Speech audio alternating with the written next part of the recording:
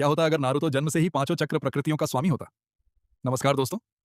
कल्पना कीजिए, अगर नारुतो सिर्फ नाइन टेल्स का जिनचोरी ही नहीं होता, बल्कि जन्म लेते ही उसके अंदर पांचों चक्र प्रकृतियां अग्नि, जल, वायु, पृथ्वी और बिजली जागृत हो जाती, तो क्या उसकी पूरी जिंदगी बदल जाती? क्या काकाशी उसे एक साधारण जेनिन नहीं, बल्कि एक असाधारण प्रतिभा के रूप में देखते?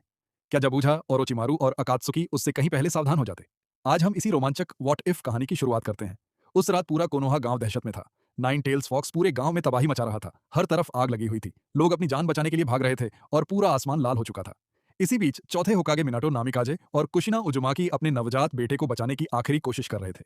मिनाटो जानते थे कि अगर आज उन्होंने कुर्बानी नहीं दी तो पूरा गांव खत्म हो जाएगा। उन्होंने रीपर डेथ सील का उपयोग किया और नाइन टेल्स को अपने बेटे नारुतो के अंदर सील कर दिया। लेकिन इस बार कुछ ऐसा हुआ जो इतिहास में पहले कभी नहीं हुआ था। कुरामा का विशाल चक्र, उजुमाकी रक्त की असाधारण जीवन शक्ति और मिनाटो की सीलिंग तकनीक एक दूसरे से मिलकर एक नई शक्ति को जन्म देते हैं। नारुतो का चक्र नेटवर्क बदलने लगता है। उसके शरीर में 5 अलग-अलग ऊर्जा धाराएं फैल जाती हैं। अग्नि, जल, वायु, पृथ्वी और बिजली।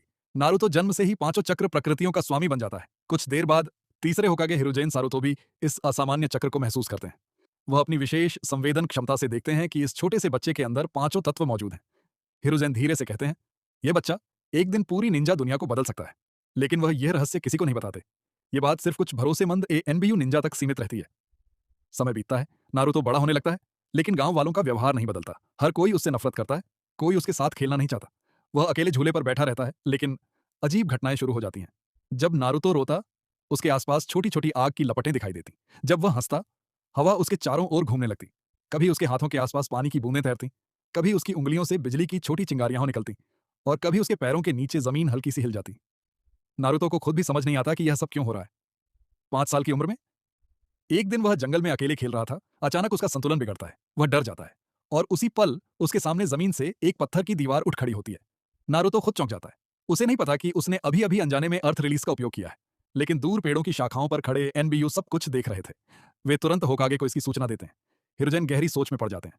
इतनी छोटी उम्र में बिना प्रशिक्षण के अर्थ रिलीज। कुछ साल बाद नारुतो निंजा अकादमी में प्रवेश करता है। वह अब भी शरारती है, क्योंकि वह चाहता है कि कोई उसे देखे, कोई उसे अपनाए। लेकिन पढ़ाई और चक्र नियंत्रण में वह पहले से कहीं तेज सीखने लगा था। इरुका कई बार देखते कि नारुतो का चक्र अचानक बदल जाता है। कभी हवा, कभी बिजली, कभी पानी। लेकिन किसी को पूरी सच्चाई समझ नहीं आती।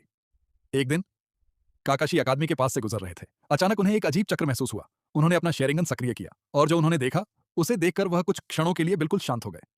नारुतो के शरीर के चारों ओर 5 अलग-अलग रंगों की चक्र ऊर्जा घूम रही थी। काकाशी मन ही मन बोले, "ये कैसे संभव है? एक बच्चा, पांचों प्रकृतियों का स्वामी?" उसी पल उन्हें एहसास हो गया कि नारुतो एक साधारण जेनिन बनने वाला नहीं है। लेकिन कहानी अभी शुरू ही हुई है। आगे नारुतो ग्रेजुएशन परीक्षा देगा। मिजुकी उसे स्क्रॉल ऑफ सील्स चुराने के लिए उकसाएगा और पहली बार पूरी दुनिया 5 तत्वों वाले शैडो क्लोन्स को देखेगी। क्या मिजुकी उनके सामने टिक पाएगा? और काकाशी की असली प्रतिक्रिया क्या होगी? ये जानेंगे अगले एपिसोड में।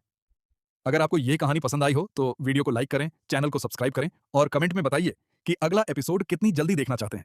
मिलते हैं अगली वीडियो में।